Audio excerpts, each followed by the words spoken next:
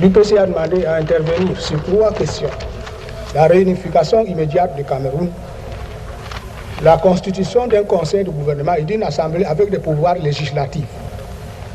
Et enfin, la fixation d'un délai pour l'octroi de l'indépendance au peuple camerounais.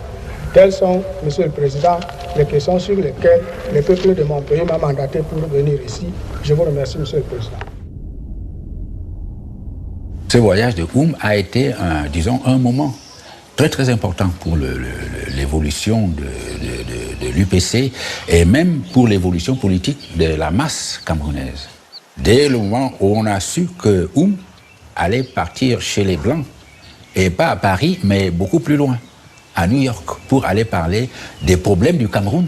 Mais c'est tout le pays qui s'est mis à s'agiter.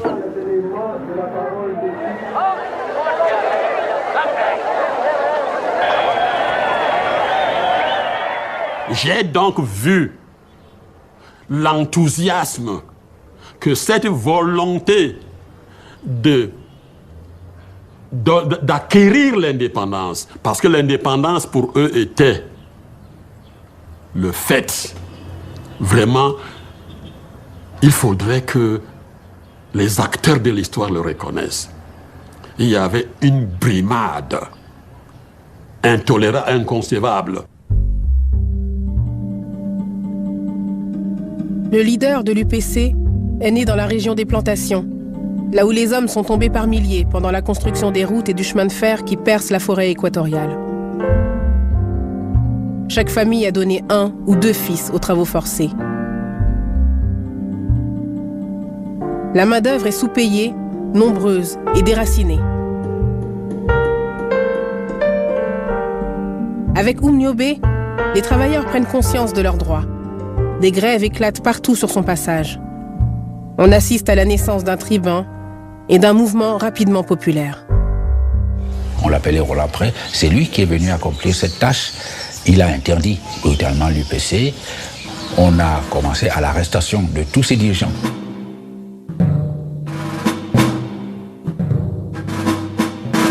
Le 13 mai 1955, on a dissous l'UPC. Les gens sont entrés en clandestinité.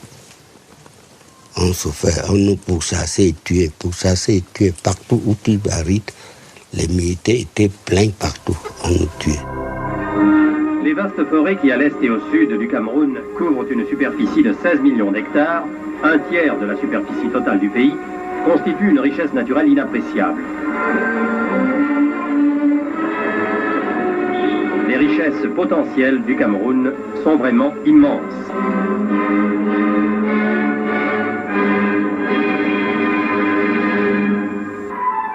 La France a confiance en son avenir.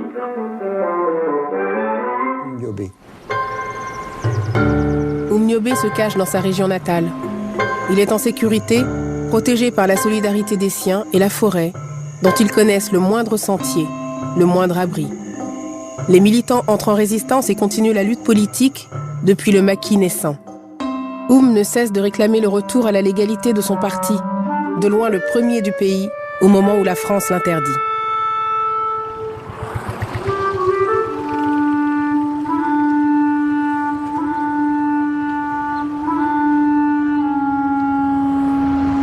La répression se révèle contre-productive. Chaque coup porté par l'armée renforce la popularité du mouvement indépendantiste.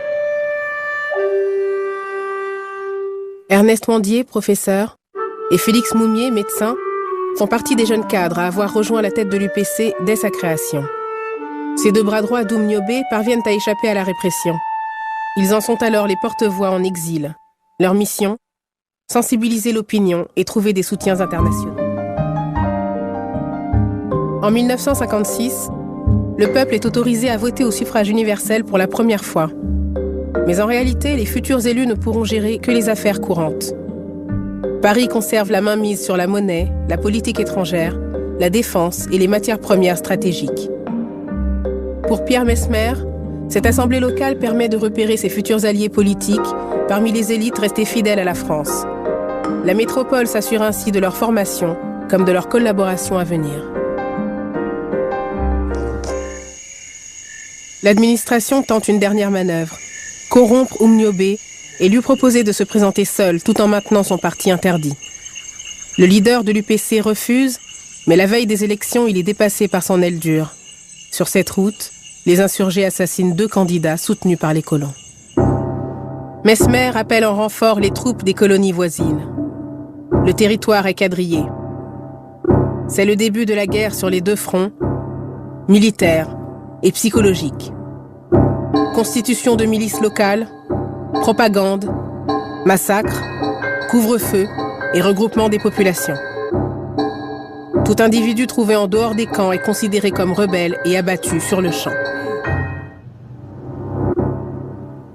Le regroupement doit empêcher les villageois de rejoindre les maquis et de soutenir les rebelles. À l'intérieur des camps, les prisonniers sont soumis quotidiennement à la propagande. Ces slogans sont absurdes aux yeux des Camerounais. L'action psychologique s'avère inefficace.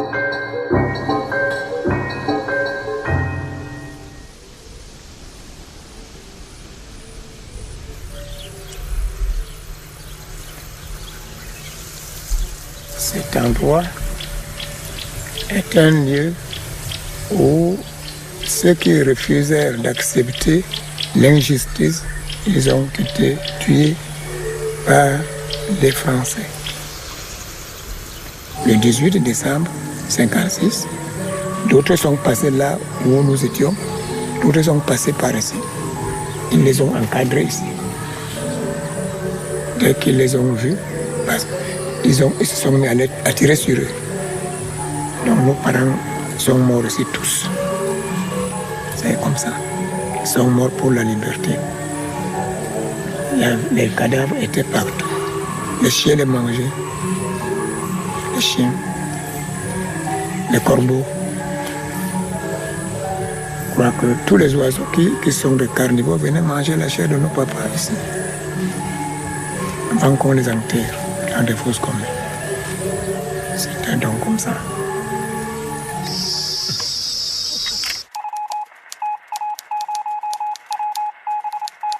Malgré la censure de la France, Félix Moumié, bras droit d'Oumniobé et président de l'UPC en exil, décrit et dénonce les tueries au sud du pays. Il envoie ce télégramme aux avocats du Parti communiste à Paris, à leur seul soutien des indépendantistes camerounais. La France. L'armée coloniale envahit la forêt. Les colonnes de soldats progressent, traquent. L'étau se resserre autour du leader. Il aura fallu 1 an pour le localiser. Mais le 13 septembre 1958, Ruben Oumniobé tombe sous une rafale de mitraillettes. Son cadavre est traîné sur des kilomètres. Sa dépouille est exposée aux villageois, forcés de venir reconnaître le corps.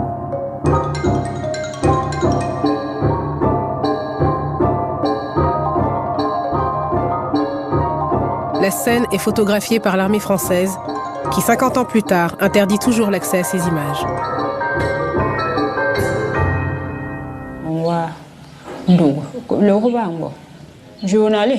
Je suis fatiguée de raconter cette histoire. J'ai déjà répondu aux journalistes qui sont passés et m'ont posé la même question concernant la mort d'Oumniobé et de ma propre mère, égorgée ce jour-là avec un couteau sous mes yeux. Et on a égorgé une autre personne. Pourquoi on les a égorgés?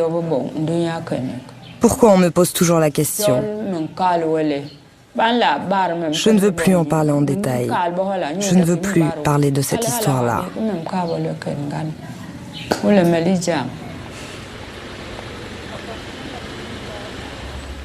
L'UPC a demandé à intervenir sur 3 questions.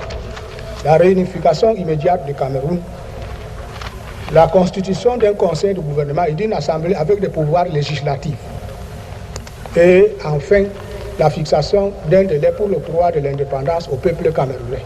Telles sont, Monsieur le Président, les questions sur lesquelles le peuple de mon pays m'a mandaté pour venir ici. Je vous remercie, Monsieur le Président.